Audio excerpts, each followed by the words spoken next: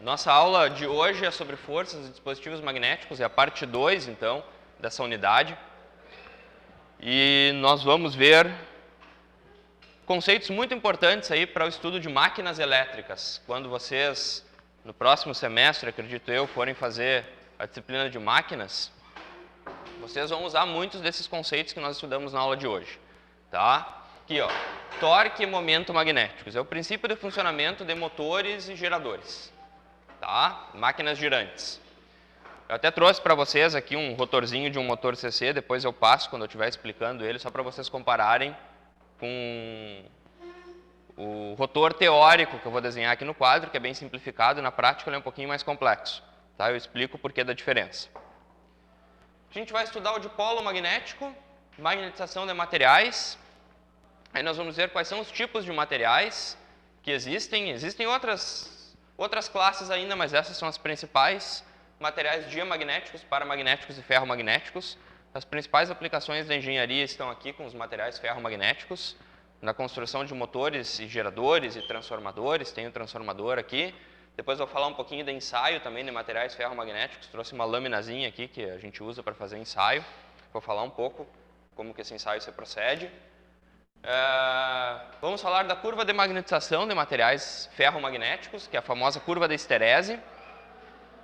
E para finalizar a aula aqui eu vou dar uma breve introdução sobre ensaio de materiais magnéticos, tá? Para determinar perdas. Então o primeiro conceito da aula de hoje é o de torque. Provavelmente vocês já conhecem essa definição de torque lá da mecânica, né, da física, ou da disciplina de resistência dos materiais, acredito que vocês também calculem torque. Tá? Então aqui eu vou só reforçar o conceito para vocês. Qual é a definição de torque? Torque, cujo símbolo é T, é vetorial, é uma grandeza vetorial, tá? Também conhecido por momento mecânico de força. No nosso caso específico, é o torque sobre uma espira que conduz corrente elétrica. O que é uma espira? É um fiozinho enrolado, né, que conduz corrente elétrica. É definido pelo produto vetorial entre a força F e o braço de alavanca. Então, só recapitulando, lá da mecânica. Quando nós tínhamos um braço de alavanca, esse braço de alavanca estava preso aqui na esquerda, por exemplo. E nós aplicávamos uma força aqui, ó.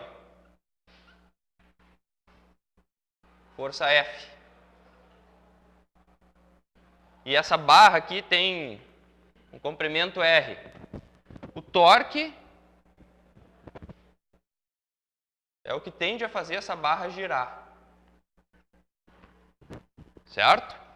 E, matematicamente, torque é igual ao braço de alavanca, produto vetorial com a força F aplicada. Para onde que o torque aponta, pessoal?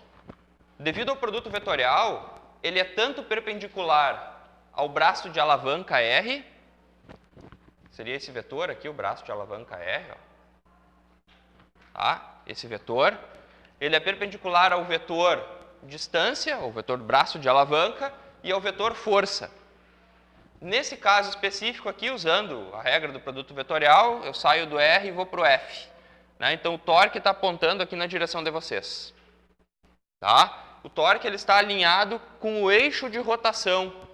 No caso de uma espira, ou no caso aqui dessa barrinha, o eixo de rotação é aqui onde ela está engastada, aqui na parede.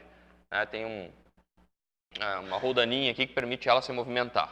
Então, o torque está alinhado com esse eixo, apontando para vocês. Okay? Então, vem da definição matemática. É um conceito aí de grande importância para o entendimento do princípio de funcionamento de motores e geradores elétricos. Okay? Sempre que nós colocarmos uma espira, um fiozinho enrolado, percorrido por corrente elétrica, preso num eixo, tá? Sobre o qual ele possa girar, na presença de um campo magnético, sobre essa espira vai surgir um torque. A gente vai ver que surge uma força e essa força ocasiona um torque. Okay? Então é esse caso aí, ó. Eu vou representar aqui no quadro para a gente entender esse conceito aí, um pouquinho mais de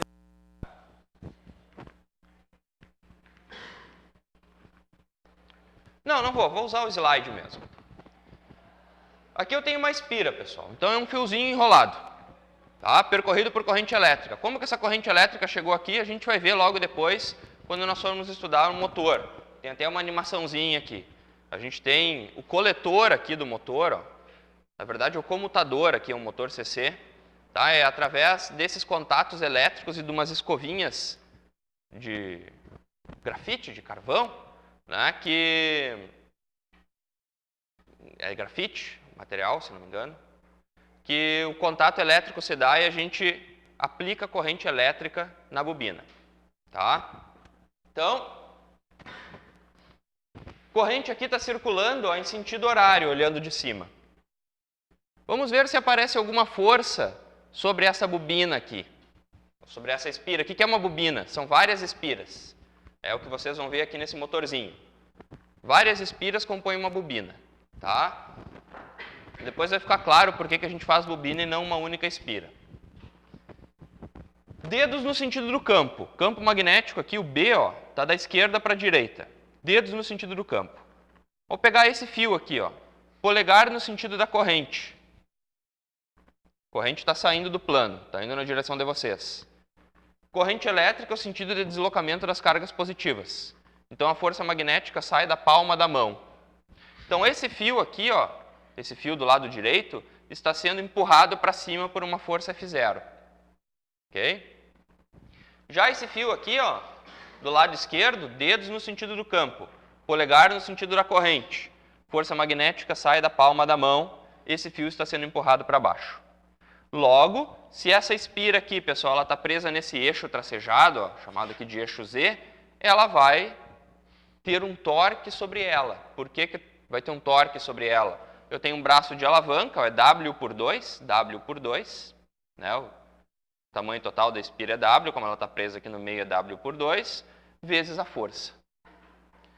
Tendo um torque sobre essa espira e o eixo permitindo que ela gire, né, se tiver um rolamentozinho ali que permita que ela gire, ela vai se colocar em movimento. Ela não vai girar indefinidamente.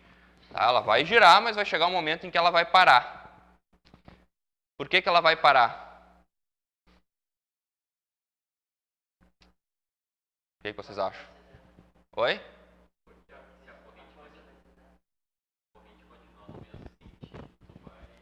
Isso.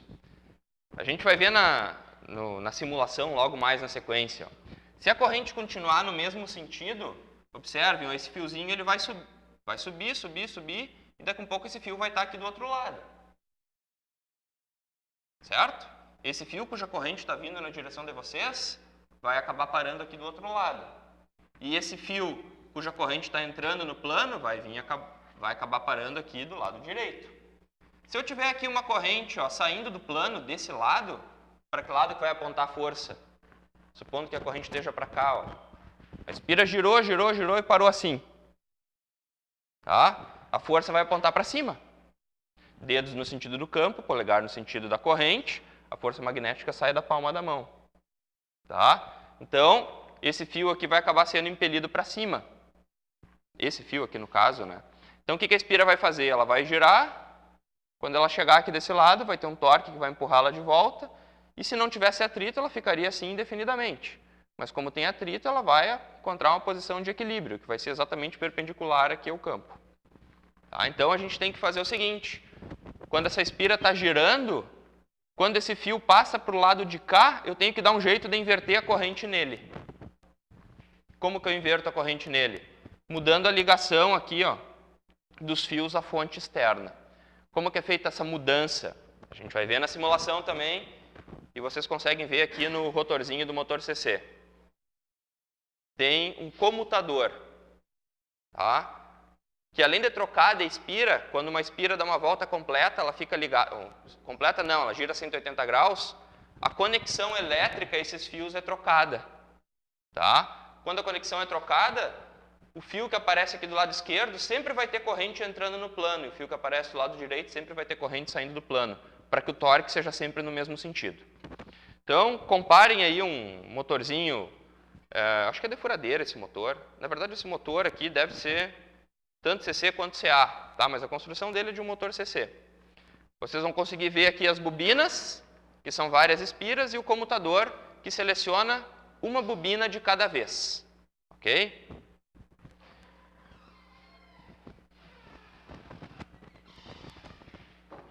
Vamos continuar o nosso raciocínio aqui, ó. Qual é a força total aplicada sobre essa espira?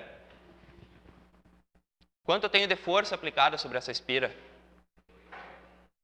Na verdade é zero, porque um F é para cima e outro F é para baixo.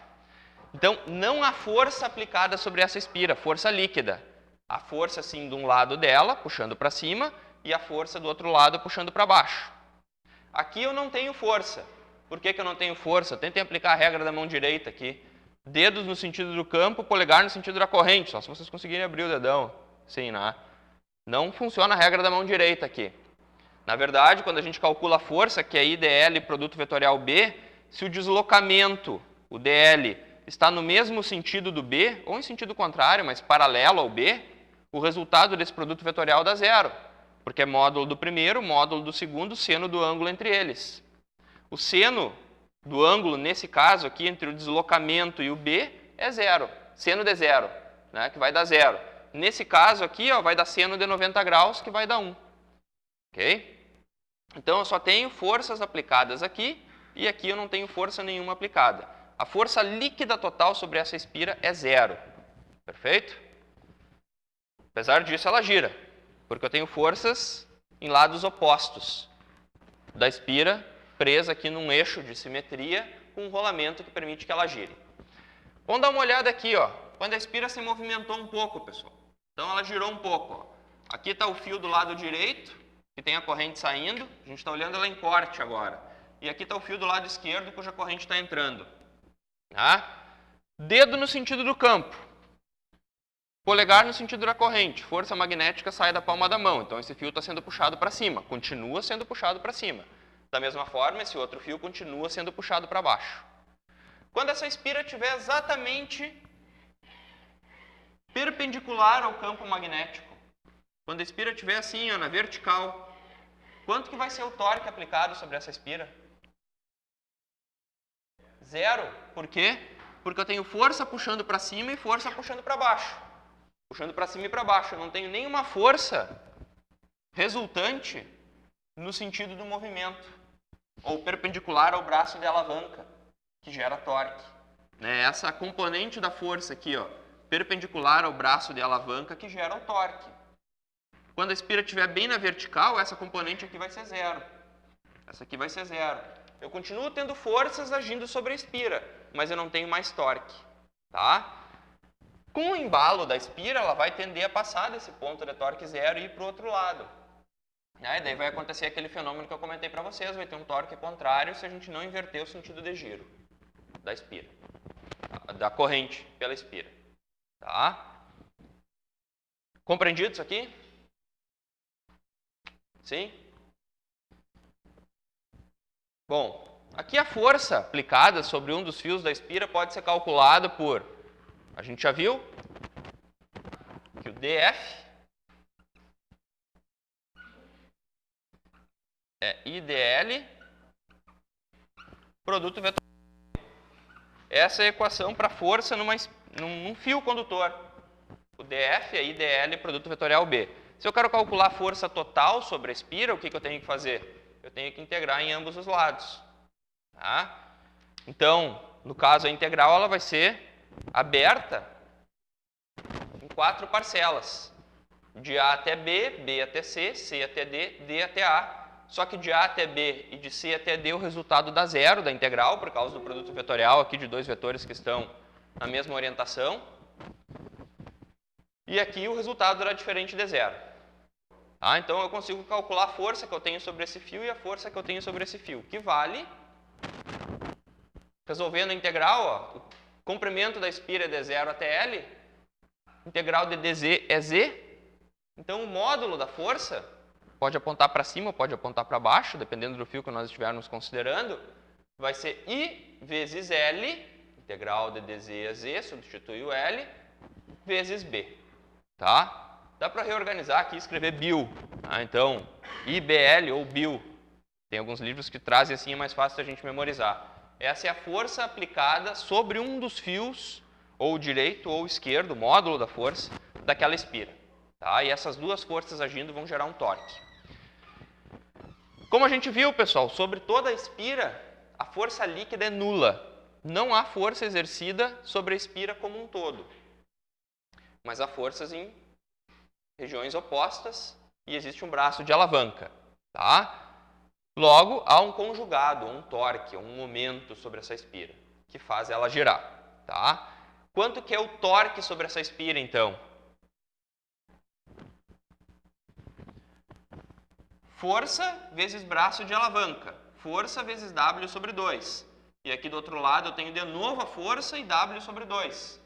Então vai ser a junção desses dois torques, o torque total. O torque total, então, é 2 vezes F vezes W por 2. Corta os dois. Vai ser F vezes W, onde W é a largura da espira. Certo? E o torque, pessoal, ele depende da posição da espira, como a gente viu.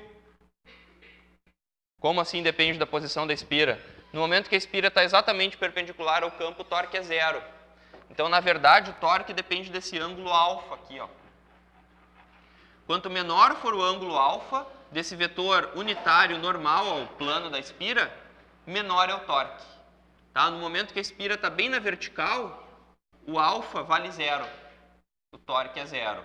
No momento que a espira está exatamente aqui alinhada com o campo magnético, ó, e esse vetor normal é perpendicular ao campo magnético, eu tenho um alfa de 90 graus, eu tenho torque máximo, que é o caso desse desenho aqui.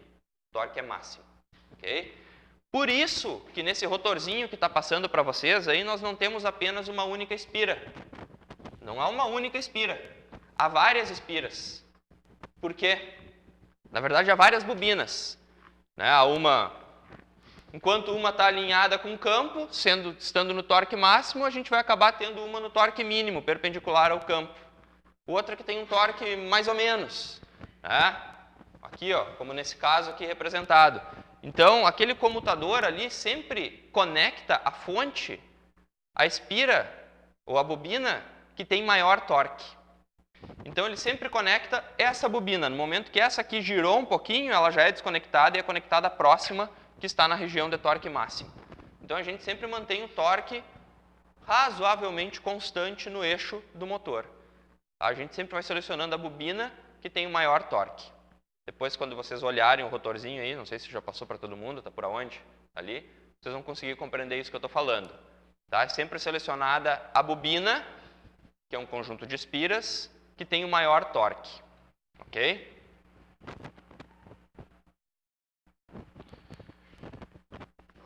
Então, pessoal, decompondo a força F, essa força F0 aqui, ó, na sua componente, que é perpendicular ao braço de alavanca, porque é essa força F aqui que me interessa, é ela que gera o torque, vai ser F0 vezes seno de alfa.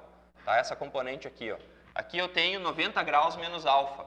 Então, decompondo F0 aqui no sentido do F, ficaria F0 vezes cosseno de 90 graus menos alfa, expandindo esse cosseno de 90 graus menos alfa, vocês vão chegar em seno de alfa apenas.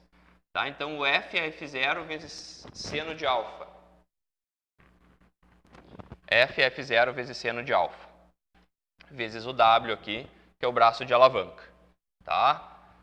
O que é o F0? IBL. O que é o I? Corrente que passa pela espira. O que é o B? Intensidade do campo magnético. O que é o L? É o comprimento da espira, a profundidade dela. Substituindo, então, o F0 aqui, ó, nós vamos chegar que o torque é IBLW seno de alfa. O que é L vezes W? L vezes W, largura da espira vezes profundidade da espira. É a área da espira. Tá? Então, isso aqui, ó, é a área da espira. Logo, eu consigo calcular o torque por essa expressão. Ó.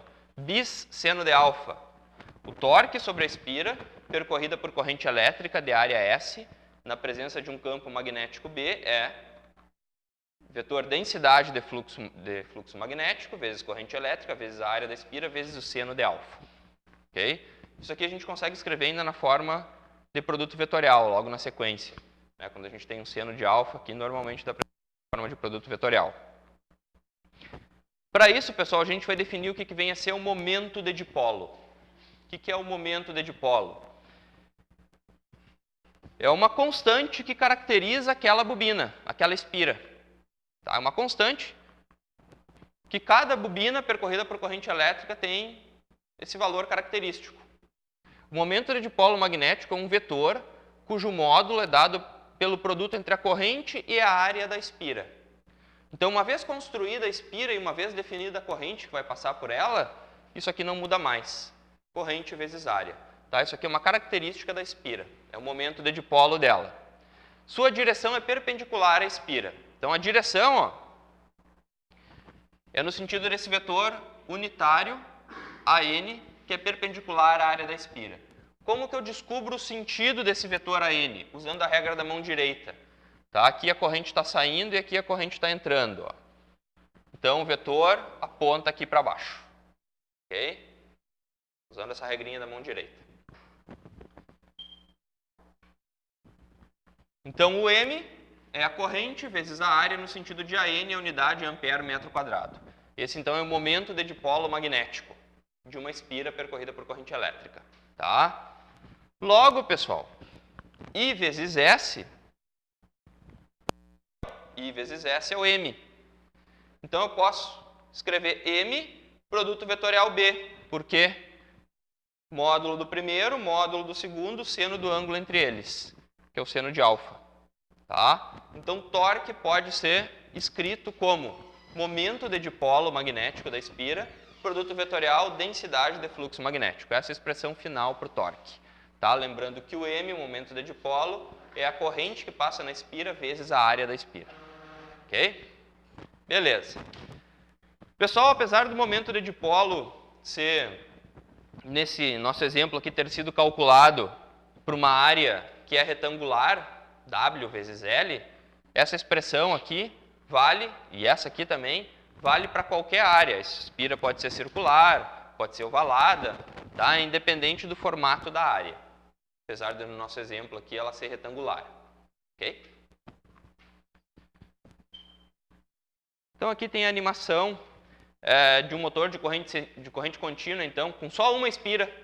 Tá? A bobina tem só uma espira e tem esse comutador que vocês vão ver aí, só o parzinho de conexões, onde as escovas de carvão ali estão conectadas. Tá? Vamos dar uma olhada aqui nessa animação, então. Eu vou pausar aqui só para vocês acompanharem o raciocínio. Deixa eu pausar aqui. Tá. Beleza. Polo positivo da pilha é da onde sai a corrente. Então, a corrente está vindo por esse fio aqui de trás, ó. Está entrando aqui, ó. Nessa conexão em vermelho. Está passando pela espira, então está indo aqui para a direita, ó. Nesse fio, aqui ela está vindo para a esquerda. Está retornando aqui pela conexão em azul, vindo para o polo negativo da pilha. Tá? Então, ó, dedos no sentido do campo. Polo norte está lá em cima, polo sul está aqui embaixo. Então, o campo magnético está descendo. Sai do norte para o sul. Vamos pegar esse fio aqui, ó. A corrente, pessoal, está indo para a esquerda. Então, a força magnética sai da palma da mão. Então, esse fio aqui de cima está sendo puxado no nosso sentido. Tá? Está sendo puxado aqui para frente. Já esse fio aqui de baixo, dedos no sentido do campo. Polegar no sentido da corrente, força magnética sai da palma da mão, esse fio está sendo empurrado lá para trás. Observem o que acontece com o fio que está aqui em cima. Ó. Ele sempre tem corrente indo para a esquerda. E com o fio que está aqui embaixo, sempre tem corrente indo para a direita. Por que isso acontece? Isso acontece devido a essa comutação aqui. Ó. Quando esse fio aqui que tem corrente indo para a esquerda estiver chegando aqui embaixo, acontece a comutação e ele passa a ter corrente indo para a direita. Tá? Depois a pilha vai ser invertida. Quando a gente inverte a pilha, o que acontece com o sentido da corrente aqui? O sentido da corrente vai se inverter também. Aqui em cima ele vai sempre para a direita e aqui embaixo ele vai sempre para a esquerda. Logo, esse motorzinho aqui vai girar em sentido contrário. Tá? Então, para a gente mudar o sentido de giro de um motor de corrente contínua, basta inverter a polaridade da fonte de alimentação dele. Ok? Agora a pilha vai ser invertida. motor gira em sentido contrário. Tá? Porque as correntes aqui na bobina tiveram seu sentido alterado. Conseguiram compreender? Querem ver a animação de novo? Conseguiram entender como funciona? Tá? Então, vamos adiante. Só molhar a garganta.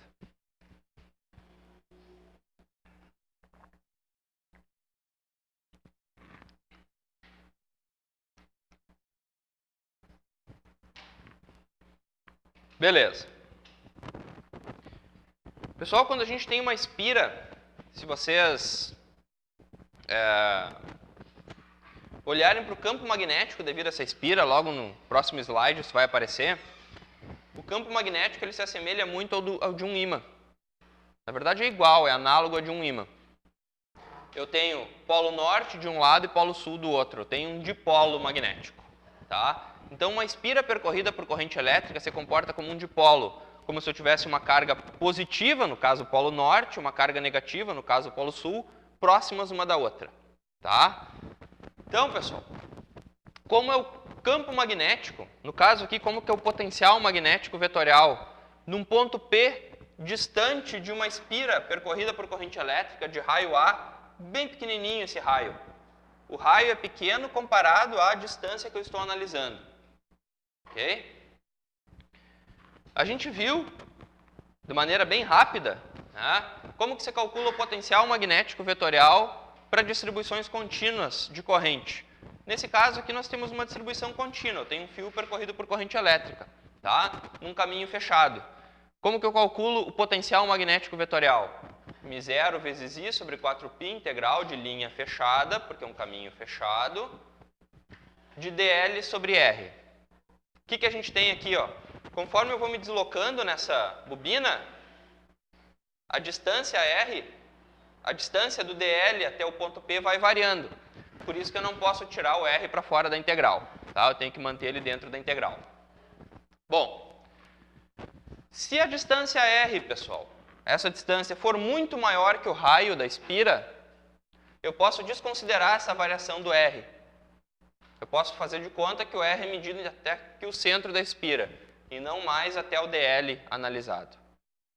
Tá? Então, fazendo essa aproximação aqui, se R for muito maior que A e solucionando essa integral, a gente vai chegar na equação do potencial magnético vetorial para uma espira.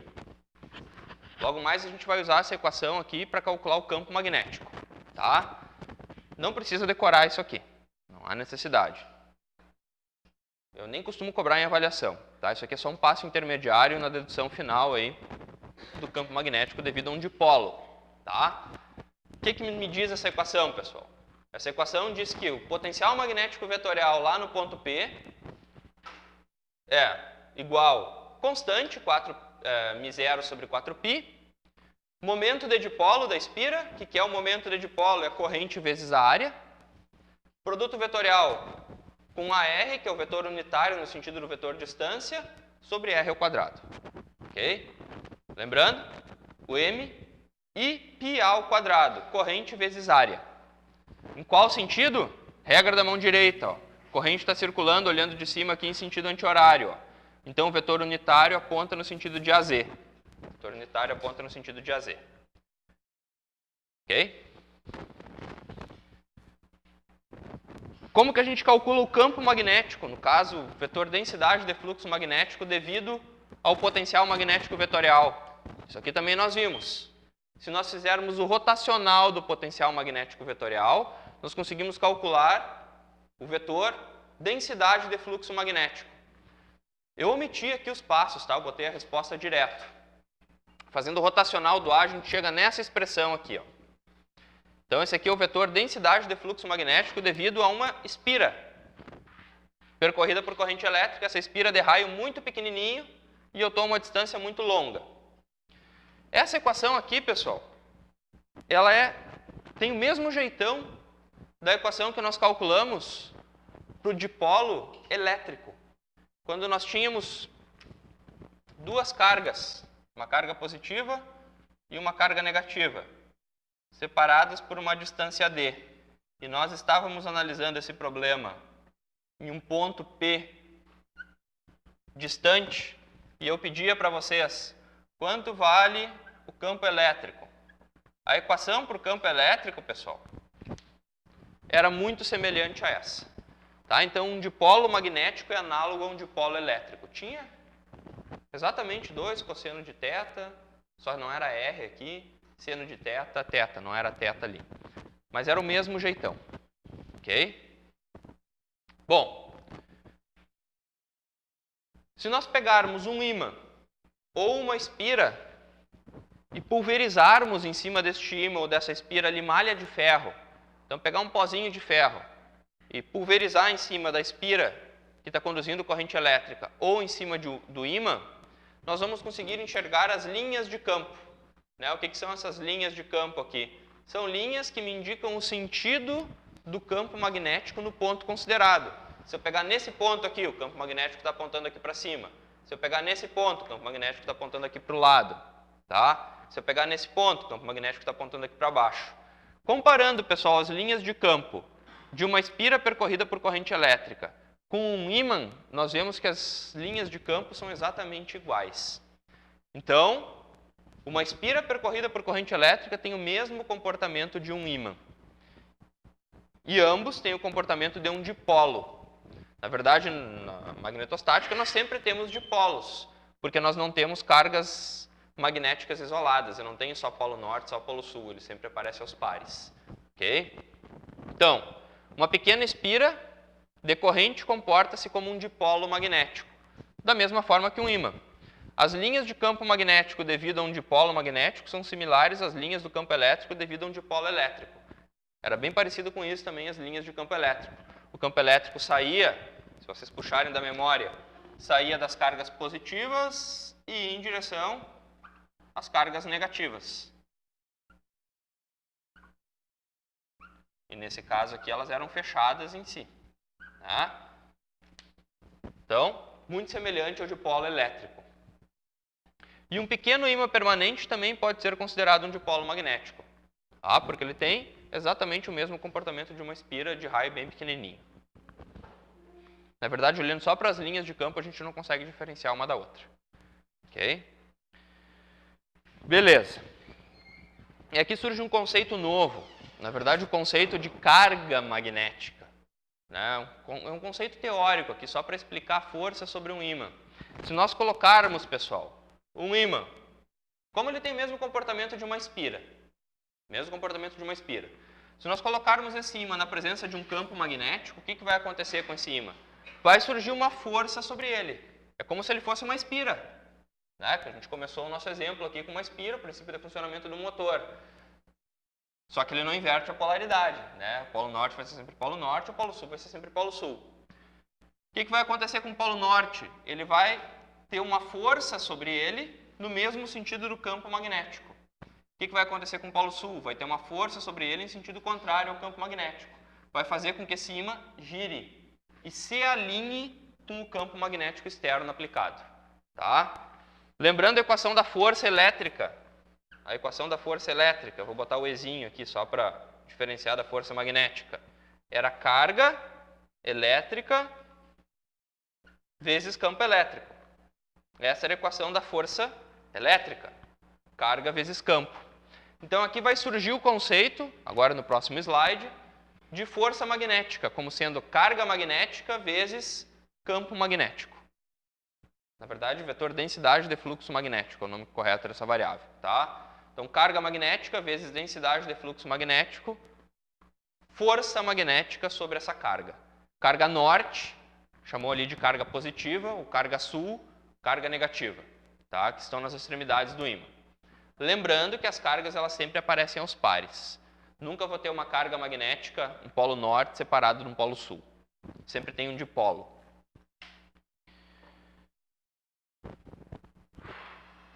Qual é o torque sobre esse ímã, pessoal, que faz o ímã girar? Lembrando a definição de torque. Momento de dipolo, produto vetorial, vetor densidade de fluxo magnético. O que é o momento de dipolo? Lembrando do momento de dipolo aqui do dipolo elétrico. Era o valor da carga vezes a distância. Carga vezes distância. Aqui também foi definido como carga vezes distância. Então, o valor da carga magnética vezes a distância entre as cargas. Produto vetorial B, tá? Onde QML é o momento de dipolo do ímã em analogia ao dipolo elétrico. Ok? Essa equação aqui é exatamente, do momento, exatamente a mesma que nós tínhamos para o dipolo elétrico, por analogia. A força que age sobre a carga magnética, então, é dada por carga vezes campo, da mesma forma que a força elétrica, carga vezes campo. Só que aqui era a intensidade de campo elétrico, aqui a densidade de fluxo magnético. Tá? Se a gente tem uma pequena espira, pessoal, e um ímã, como que é o torque para uma pequena espira? A gente viu lá que era o bis, ó. Reorganizando aqui as letras, né? Corrente vezes área vezes intensidade de campo magnético. Isso é para uma espira. E para um ímã? É a carga magnética vezes a distância entre as cargas vezes o campo magnético. Então a gente chega à conclusão que uma espira tem o mesmo comportamento de um ímã. Tá? Momento de dipolo da espira, corrente vezes área. Momento de dipolo do ímã, carga magnética vezes distância entre as cargas. Tá? Então essa conversa aqui foi só para mostrar para vocês que um ímã pequenininho e uma espira pequenininha tem exatamente o mesmo comportamento. Tá? Olhando só para as linhas de campo, a gente não consegue diferenciar um do outro, porque ambos se comportam como um dipolo magnético. Ok? Dúvidas, pessoal? Muitas?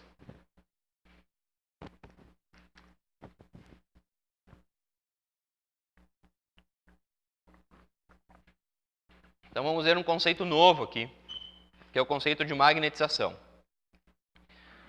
Lá para a eletrostática, nós estudamos o conceito de polarização.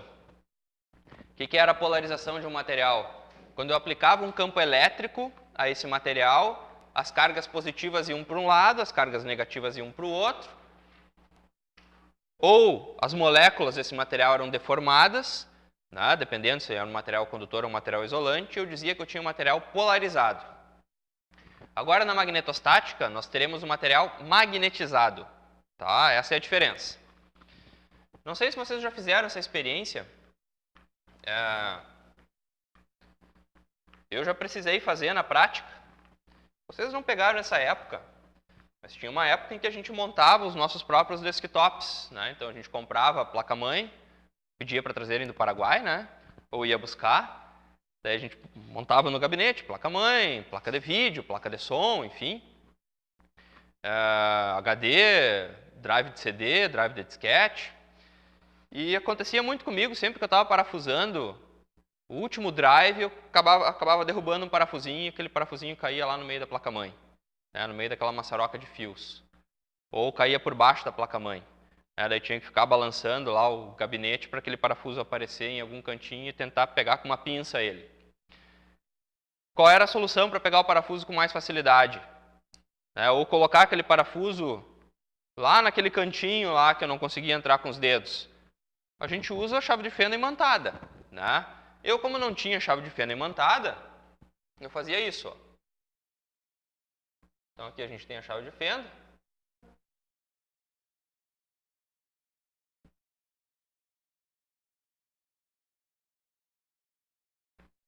E da chave de fenda eu fazia isso.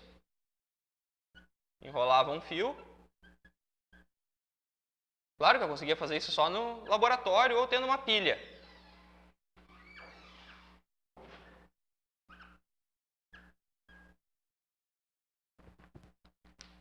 Ligava numa pilha, ou no laboratório ligava numa fontezinha.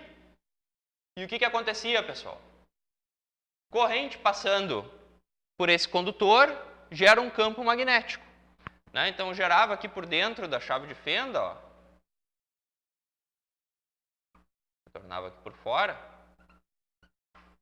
gerava um campo magnético. Esse campo magnético acabava magnetizando o material ferromagnético, era de aço, né? A chave de fenda acabava magnetizando a chave de fenda e ela passava a se comportar como um ímã. Né? Então, como se eu tivesse um polo norte aqui na ponta dela e um polo sul aqui na parte de trás dela, próximo ao cabo. Então, quando eu aproximava a chave de fenda do parafuso, ele grudava na chave de fenda e eu conseguia resgatá-lo lá de dentro. Tá?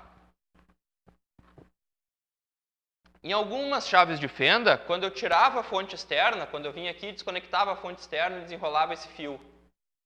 Tirava o fio fora. A chave ainda continuava atraindo o parafusinho. Não mais com a mesma intensidade de antes, mas ela acabava ainda se comportando como um ímã. Por quê? Porque ela permanecia magnetizada. 1, 2 dias depois, ou mesmo no final do mesmo dia, ela já não tinha mais o comportamento de um ímã. Ela deixava de estar magnetizada. Porque não é um material específico para reter a magnetização. Tá? Mas funcionava. Não sei se alguém já fez algo parecido com isso. Tá? Então eu transformava a chave de fenda num pequeno ímã para prender o parafuso. Bom, o que é o conceito de magnetização, pessoal? É parecido com polarização. Tá? A magnetização, quando eu aplico um campo externo, eu faço com que os átomos, os spins, na verdade, lá, né, o átomo com a sua nuvem eletrônica girando no entorno, ou uma molécula como um todo, se alinhe com o campo magnético externo aplicado. Tá? Esse elemento que se alinha com o campo magnético aplicado é chamado de domínio. Okay? Então, quando eu consigo alinhar a nuvem eletrônica com o campo magnético externo aplicado, eu tenho um material magnetizado. Quando eu tiro o campo externo, esse alinhamento tende a se perder. Tá? Volta a ficar tudo aleatório de novo e eu perco a magnetização. Em alguns materiais eu retenho um pouco de magnetização, como os materiais ferromagnéticos que eu comentei para vocês.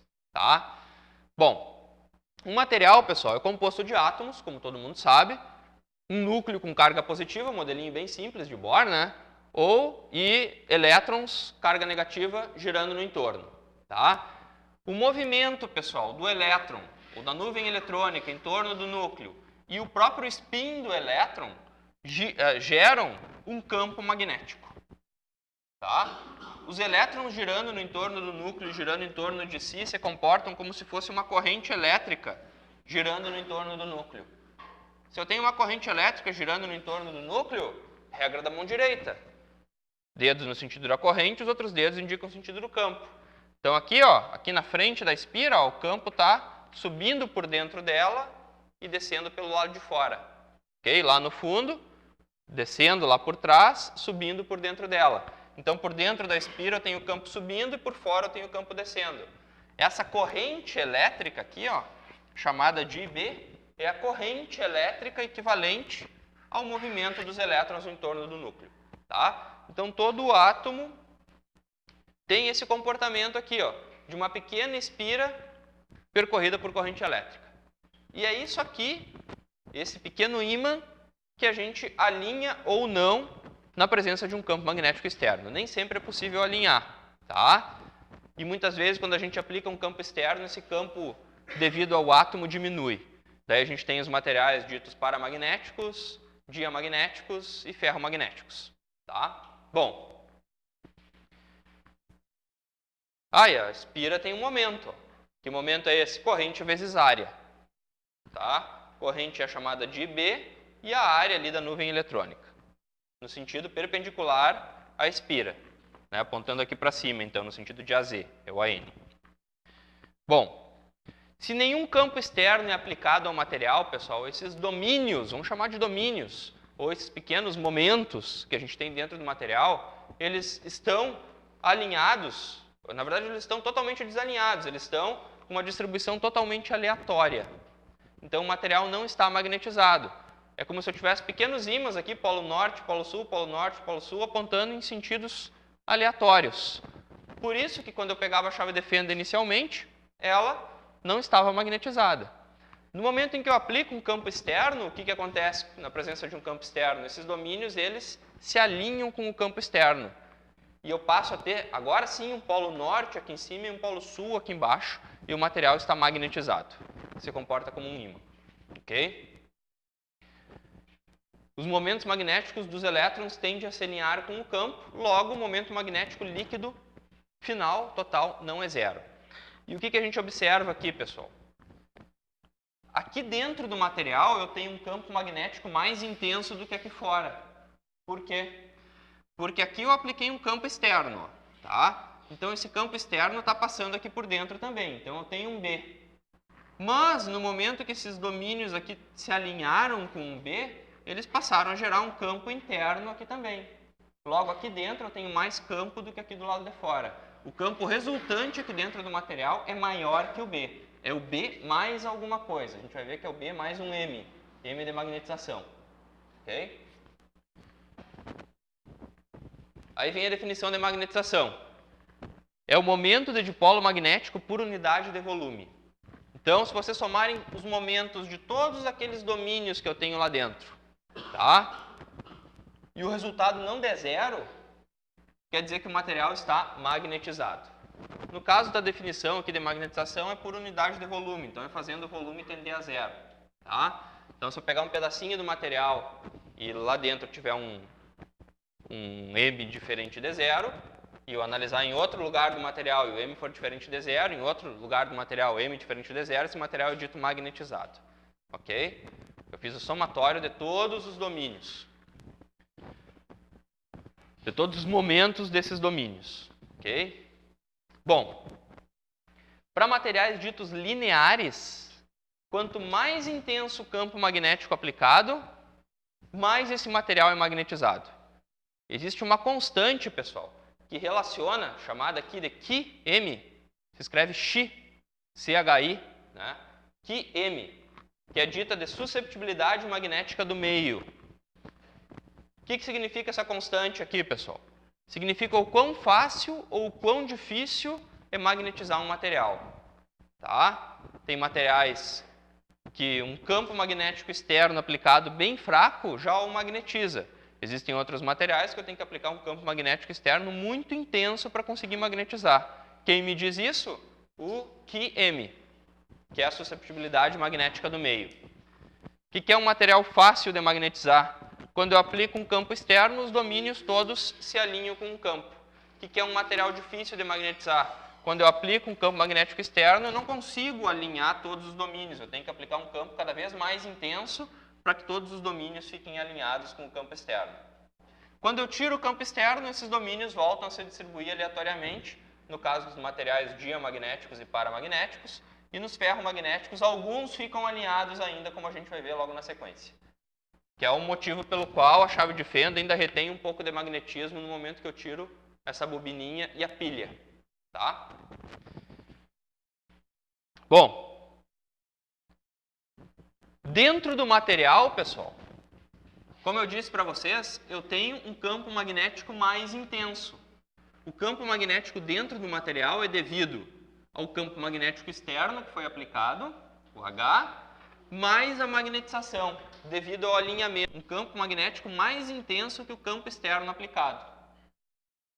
Como que eu calculo a densidade de fluxo magnético? Lembrando que era o B, nós havíamos estudado para o vácuo.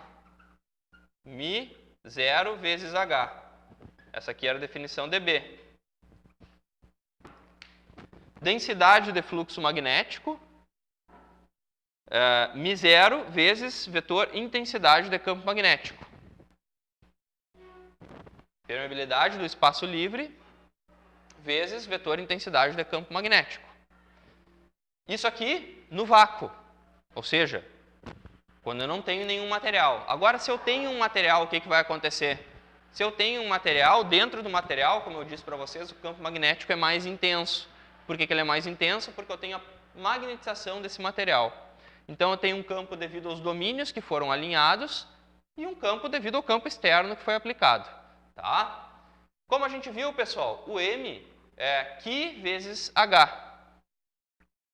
Logo, colocando o H em evidência, vai ficar o quê? μ0, 1 mais Qm vezes H. Isso aqui é uma constante, ó. Tudo isso aqui, na verdade, ó, ou só isso aqui, se eu quiser. 1 mais Qm é uma constante, que varia de material para material. Tá? Essa constante aqui, 1 mais Qm, é chamada de permeabilidade relativa. Nós temos os materiais magnéticos, o espaço livre, no caso, que a permeabilidade é μ0, 4π vezes 10 na menos 7, e nós temos materiais, quaisquer, que têm uma permeabilidade relativa com relação a essa permeabilidade absoluta aqui, μ0, tá? Que é dado por 1 mais que m. Isso aqui, então, é chamado de permeabilidade relativa. Logo, o vetor densidade de fluxo magnético dentro de qualquer material é o quê? Permeabilidade do espaço livre vezes permeabilidade relativa vezes vetor intensidade de campo magnético. Quanto mais intenso o campo magnético, mais intenso o B dentro do material. Tá? Lembrando que dentro do material, esse μr aqui está me dizendo o quê? Está me dizendo que dentro do material tem um campo magnético maior que o campo externo aplicado. Por quê? Porque os domínios se alinharam e estão gerando um campo extra lá dentro. Ok? Então, o que é o μ? μ0, μr? É chamado de permeabilidade do material. A gente vai usar bastante isso quando nós estudarmos circuitos magnéticos. Tá? Eu vou dizer para vocês lá que determinado material tem uma permeabilidade relativa de tanto, de 800, de 1000. Ou seja, ele é 1000 vezes mais magnetizável, digamos assim, que o espaço livre. Tá? E o μr é a permeabilidade relativa do material. Então, e o μ, permeabilidade do material, que é μ0 vezes μr, já leva em conta o vácuo. Normalmente a gente especifica o material pelo seu μr, ou pela sua susceptibilidade, que m. Tá? As duas são dependentes uma da outra. Ó. μr é 1 mais que m. Unidade de permeabilidade, Henry por metro. Tá? Permeabilidade relativa é adimensional, tá? Porque é μ por μ0. Corta os Henry por metro. Beleza. Vamos falar agora de classificação de materiais magnéticos, pessoal. Os materiais eles podem ser classificados em função da sua permeabilidade. Tá? Dependendo dos valores aí que nós temos de permeabilidade, um material ele pode ser classificado como não magnético ou como magnético. Como não magnético é porque ele não se magnetiza ou se magnetiza muito fracamente na presença de um campo externo. E um material magnético se magnetiza de maneira bem intensa na presença de um campo externo. Ok?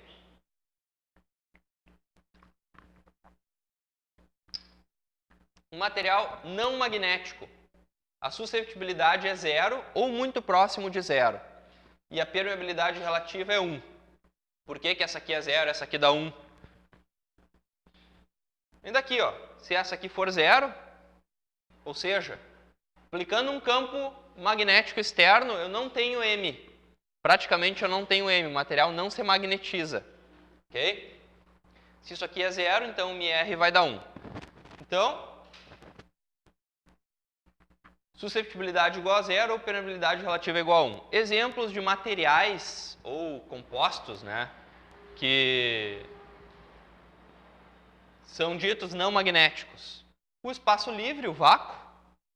Eu não tenho domínios lá para alinhar, né, então eu não vou conseguir magnetizar o vácuo. E o ar aproximadamente também, porque os gases que compõem o ar têm essa característica, tá, de serem não magnéticos, terem uma permeabilidade relativa muito próxima de 1. E os materiais magnéticos, na verdade, exatamente igual a 1. E os materiais magnéticos, pessoal, é qualquer outra condição. Se for um pouco menor que 1, um pouco maior que 1, ou muito menor que 1, ou muito maior que 1, permeabilidade relativa, o material é dito magnético. Ok? Podem ser agrupados os materiais magnéticos em 3 categorias.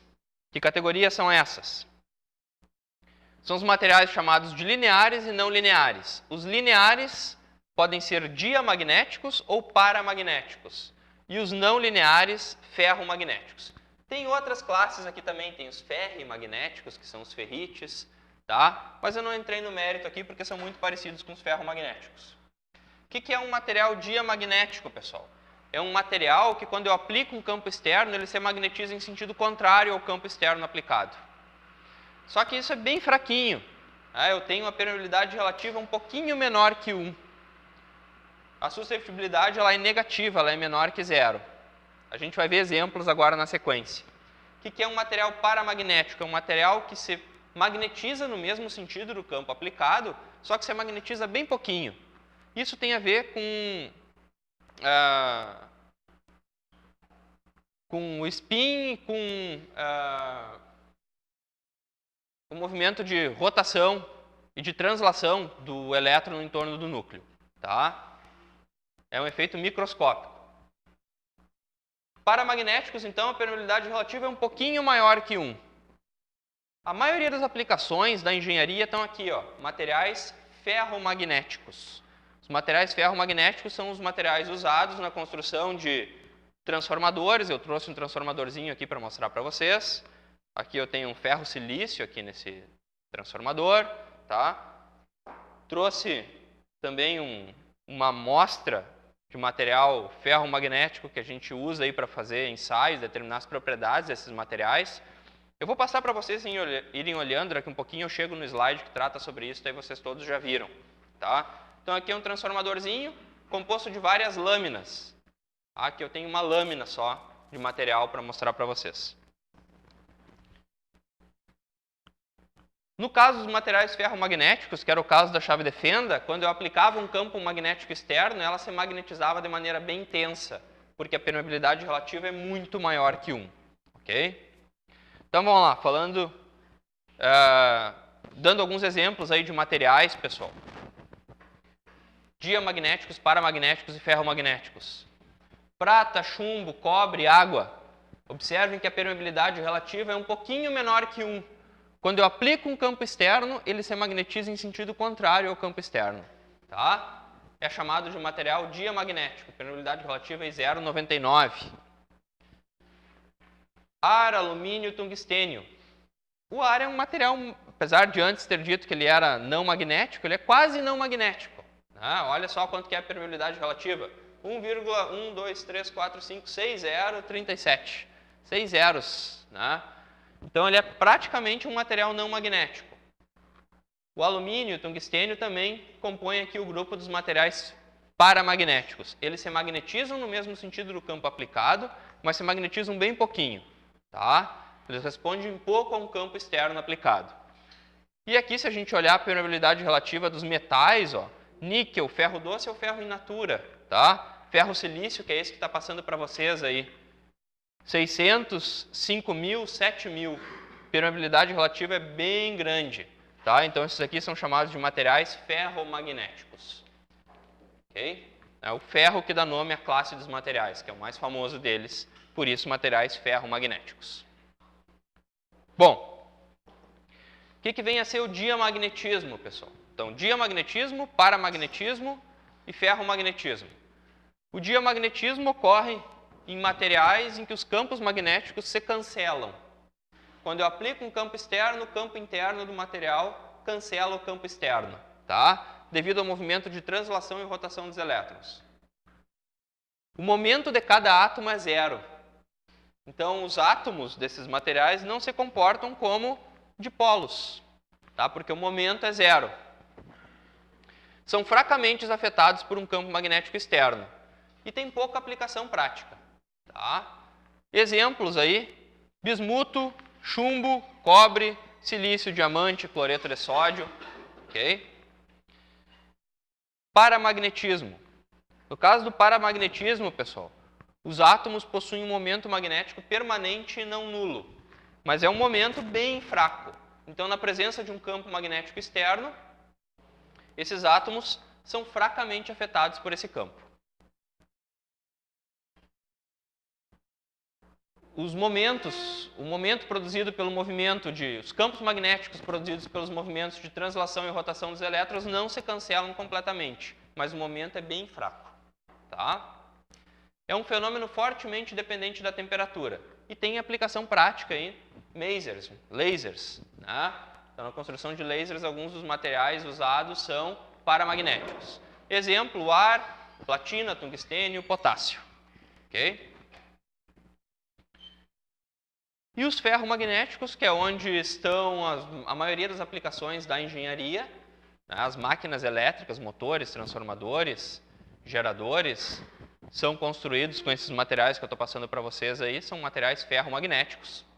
Tá? Os átomos possuem um momento magnético bem intenso e eu consigo alinhar esses domínios na presença de um campo externo. Okay? são usados então em muitas aplicações práticas, aí compondo núcleos magnéticos ou fazendo a blindagem magnética. Logo mais eu tenho um exemplo para vocês aqui do que é blindagem magnética. Exemplos: ferro, cobalto, níquel e compostos como ferro-silício, que é esse material que está passando para vocês. Propriedades dos materiais ferromagnéticos, pessoal. Então, os materiais mais usados aí na engenharia. São capazes de serem magnetizados fortemente. Então, aplicando um campo magnético externo, como é o caso do exemplo da chave de fenda ali que eu dei para vocês, esses materiais se magnetizam de maneira bem intensa e normalmente retêm a magnetização. Quando eu tiro o campo externo, ele permanece magnetizado. A gente vai ver logo mais, tá? Perdem suas propriedades ferromagnéticas e tornam-se paramagnéticos quando expostos à temperatura de Curie, 770 graus. Então, se vocês aquecerem um material ferromagnético que está imantado, que está magnetizado a 770 graus, ele vai perder as suas propriedades magnéticas. Cada material tem uma temperatura diferente, tá? E são não lineares. O que é um material não linear? A relação entre B e H não é linear, ou seja, o μr não é constante. A permeabilidade relativa ela varia conforme eu vou aplicando um H. Quanto mais intenso o H, por exemplo, menor será o μr. Tá? Então, essa relação B igual a μh não se aplica. Normalmente não se aplica. A gente pode usar ela, mas tem que levar em conta a variação do μr, tá? Da permeabilidade relativa. Exemplo aqui de blindagem magnética, pessoal. Se nós colocarmos uma bússola na presença de um campo magnético devido a um ímã, essa bússola, lembra, o polo norte vai sofrer uma força no sentido do campo. E o polo sul vai sofrer uma força no sentido contrário ao campo. Então a bússola vai se alinhar, o norte, aqui é só para indicar onde está o norte do ímã externo. Tá? Então essa bússola vai se alinhar com o campo externo aplicado. Se vocês colocarem ela dentro de uma caixinha metálica, o que vai acontecer? O campo magnético ele vai passar pela caixinha metálica e não vai interferir na bússola. Por que isso acontece? Por onde que é mais fácil do campo magnético passar? Pelo ar ou por um material que tem uma susceptibilidade maior? Pelo material, tá? Então o campo magnético, em vez de passar pelo ar aqui por dentro, ó, ele vai preferir passar pelo material que tem uma permeabilidade relativa maior que a do ar. A gente viu ali 800, 1000, tá? O valor da permeabilidade relativa do ferro. Ok? Então a bússola não vai ser afetada por um campo externo.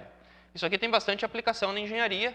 Se vocês começarem a observar os equipamentos eletrônicos que vocês utilizam, a USB normalmente, né, dependendo da velocidade de tráfego aí do cabo que vocês usam, ele tem uma blindagem por dentro. Tá? Aqui tem um exemplo de cabo par trançado, ó, sem blindagem e com blindagem. Então é colocada essa blindagem para quê? Para que campos eletromagnéticos externos não interfiram nos dados que estão sendo transmitidos aqui. Eu blindo o canal de comunicação. Uma fonte chaveada, né, uma fonte aí, uma aplicação industrial, a carcaça dela é toda metálica. Por quê? Por que não é plástica? Né? Porque essa carcaça metálica tende a blindar o meio externo dos campos gerados internamente na fonte ou o meio interno dela devido a campos eletromagnéticos presentes no espaço. Tá? Então, blindagem eletromagnética. Exemplo aí. O campo magnético prefere circular pelo material do que pelo ar, porque é muito mais fácil magnetizar o material do que magnetizar o ar. A susceptibilidade do material é muito maior que a do ar. Ok? E aqui tem um exemplo agora para vocês, aqui bem passo a passo, de como acontece a magnetização de um material ferromagnético. Tá? O caso aqui da chave de fenda, quando eu apliquei um campo magnético externo, devido à circulação de uma corrente, essa chave de fenda se magnetizou. Só que no momento que eu tirei o campo magnético externo, a chave de fenda permaneceu magnetizada por mais alguns dias. Por que isso acontece? Pessoal, o H é o campo magnético externo aplicado, tá? O vetor intensidade do campo magnético. E o B é a densidade de fluxo magnético dentro do material. Ok? Então eu aplico um H e meço o B. Então, eu estou aplicando um campo externo e estou analisando o que está acontecendo com o material. Num primeiro momento, pessoal, peguei a chave de fenda, ela não estava magnetizada. Então, eu estava aqui, ó, não tinha campo externo aplicado e ela não estava magnetizada. Então, 0 e 0. Aí eu coloquei essa fontezinha e apliquei uma corrente elétrica que gerou um H. No momento que eu apliquei esse H, a chave de fenda se magnetizou. Então, fui aplicando um H, uma corrente cada vez maior, até que eu cheguei aqui num H máximo, tá? Que foi a capacidade da minha pilha ali, ou da minha fonte. O que está acontecendo aqui, ó? Eu estou alinhando os domínios magnéticos do material ferromagnético. Então, ele está se magnetizando, cada vez mais, cada vez mais. Vai chegar um momento, pessoal, que eu não tenho mais domínios para alinhar. Todos os domínios já estão alinhados, ou quase todos. Então, começa a acontecer uma saturação. Não adianta eu aumentar mais a intensidade do campo magnético, que o material não vai se magnetizar mais. Não vai virar um ímã mais forte do que ele já está. Por quê? Porque eu não tenho mais domínios para alinhar. Ok? Ele está saturando. Beleza. Então, aqui eu estou com a fontezinha aplicada e o material está magnetizado, ele está se comportando como um ímã. O que eu vou fazer agora? Eu vou desligar a fonte. Vou colocar uma chavezinha aqui, ó. E vou abrir essa chave. Vou desligar essa fonte. O que vai acontecer quando eu retiro o H? O que vocês acham que vai acontecer com o B? Vai voltar para 0? No caso da chave de fenda? Se ele permanece magnetizado, o B não volta para 0. Tá? Então, quando eu tiro o H externo aplicado, quando eu abro a chavezinha ali da fonte, eu não percorro mais essa curva. Eu percorro uma outra curva. Que é essa aqui, ó. Estou com H 0. Tirei todo o campo magnético externo. Mas a chave de fenda permaneceu magnetizada. Tá? Então tem um magnetismo residual aqui. A gente chama isso de densidade de fluxo remanente. Se eu desejar desmagnetizar a chave de fenda, o que eu tenho que fazer? Ou eu esquento ela até a temperatura de Curie, né, para desmagnetizar esse material, ou eu aplico o quê? Um H negativo. Aplico um campo magnético negativo e desmagnetizo a chave. Como que eu aplico esse campo negativo? Inverto o sentido da fonte. Tá? E a corrente não vai mais estar nesse sentido. Vai estar nesse sentido. Tá? Então, aplicando um campo magnético negativo, eu consigo levar a magnetização do material ferromagnético a 0. O valor de campo magnético que eu tenho que aplicar para desmagnetizar o material é chamado de intensidade de campo coercitivo. Ou força coercitiva também, se encontra esse nome. Tá? É a intensidade de campo magnético que tem que ser aplicado para que a densidade de fluxo magnético dentro do material se reduza a 0. E agora, se eu continuar aumentando o H negativo, ou seja, se eu fechar a chave com tudo aqui agora e aplicar uma corrente negativa, o que vai acontecer? Esse material vai se magnetizar em sentido contrário. Até a saturação de novo. Ele vai chegar na saturação de novo. Eu estava com os domínios magnéticos todos alinhados para um lado. No momento que eu inverti a fonte, os domínios magnéticos agora se alinharam para o outro lado. Ok? Então, vai acontecer saturação também, quando todos os domínios estiverem alinhados para esse outro lado. Cheguei no mesmo ponto lá, ó, só em sentido contrário. Menos H máximo, menos B máximo. E vai acontecer a mesma coisa de novo se eu tentar desmagnetizar esse material. Vai ter o campo magnético remanente e eu vou precisar aplicar uma força coercitiva para desmagnetizar o material. Tá? Bom, essa aqui então é a chamada curva de esterese do material, pessoal. Curva de esterese significa aí que a gente sempre percorre um caminho diferente. Né? Quando eu desmagnetizo ele, magnetizo em sentido contrário, e volto a desmagnetizá-lo e magnetizá-lo no mesmo sentido, eu percorro sempre caminhos diferentes. Tá? Então essa aí é a famosa curva de esterese. Eu só percorro esse caminho aqui de magnetização, ó, uma única vez. Que é quando o material estava desmagnetizado e eu o magnetizei pela primeira vez. Ok? Curva de magnetização inicial, por isso que é o nome. Ok? Bom, a área dessa curva, pessoal, a área dessa curva me dá a perda de energia por unidade de volume. Quanto mais larga for essa área, quanto maior for essa área, mais força eu tenho que fazer para desmagnetizar esse material e para magnetizá-lo de novo. Então, quando a gente vai escolher um material ferromagnético para construir um transformador, pô, alguém entortou aqui minha lâmina, tia. Quando a gente vai escolher um material ferromagnético para construir um transformador ou construir um motor, a gente tem que escolher um que tenha essa área menor possível. Por quê? Porque daí eu não fico gastando energia para desmagnetizá-lo e para magnetizá-lo de novo. Tá? A intensidade de campo coercitiva é menor. Ok? Então essas são propriedades aí dos materiais que a gente usa na construção de máquinas elétricas. Como que eu consigo determinar essa curva aqui, ó, partindo de um dado material? Existe um ensaio chamado ensaio com quadro de Epstein, que eu vou mostrar na sequência para vocês. Tá aqui, ó. Esse aí é o quadro de Epstein. Como funciona esse quadro? A gente pega essas lâminas aqui que tem dimensão padronizada. Tá? Essa lâmina aqui ela tem 3 centímetros de largura por 28 centímetros de comprimento.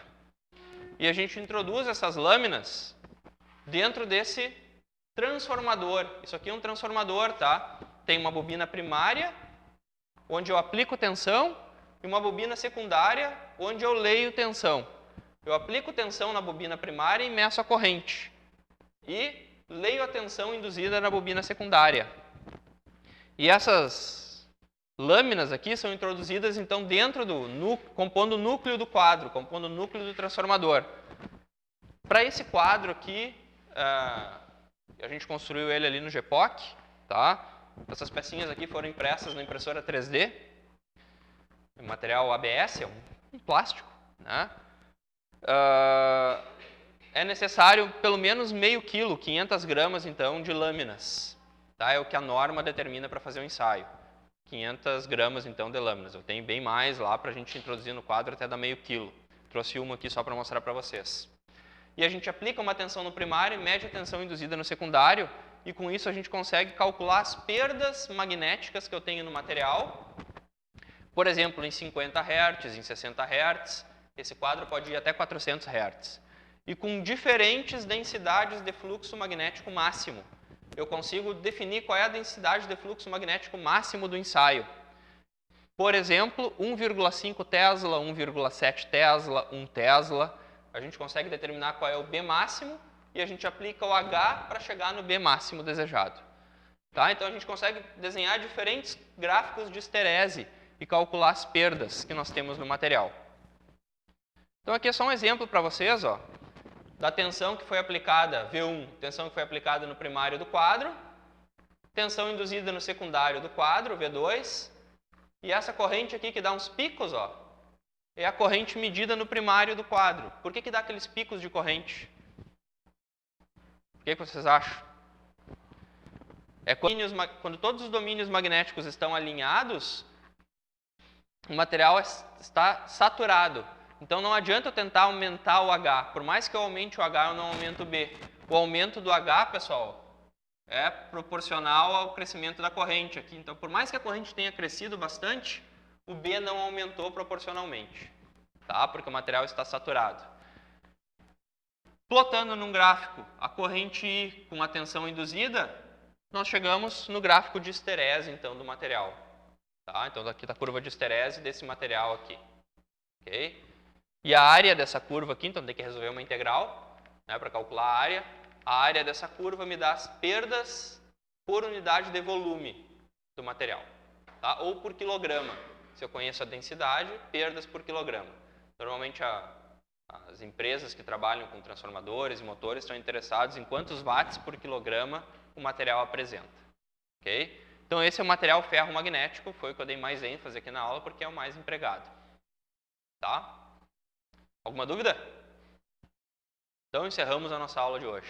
Muito obrigado.